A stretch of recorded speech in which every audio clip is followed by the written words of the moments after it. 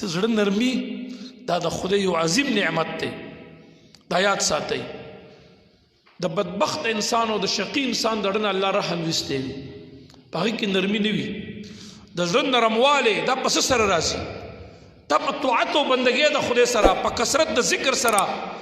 په ترک د معاصي او د ګناهونو سره انسان ته د زړه هغه نرموالی نصیب ګرځېږي نور الله تبارک وتعالی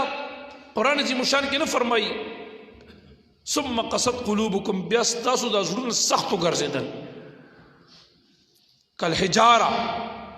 په شان د کاڼو باندې هغه یهودو ته الله تعالی فرمایي نو دا زړه دومره سخت شو لکه د کاڼي علما لیکي اوسپنه یاد نه که کاڼی یاد کو ولې دا کاڼی چې دی دا اوسپنه نه زیات سخت دی اوسپنه که په اور کې کېږي نرمیږي خو کاڼی چې په هر څومره اور کې کېږي دا نه نرمیږي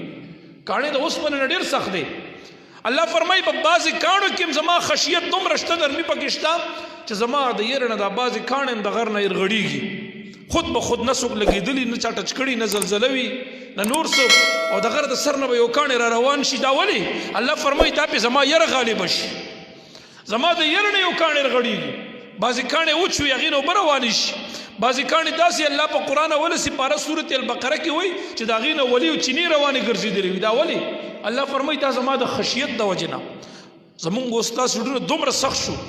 زه کړلې سخت نه وي ته چېرته ځان له یو 2 منټه کښېنه او زه د خدای تعالی د یره نه جاړم او د خدای عذابونه را یاد کا او ته بیا لږ وجاړه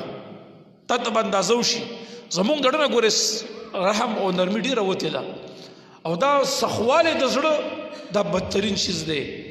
دا د مؤمنانو صفت نه دی یاد ساته دا د اولیاو صفت نه دی الله دې مونږ او تاسې طریقت قلبي را نصیب وګرځولی کړي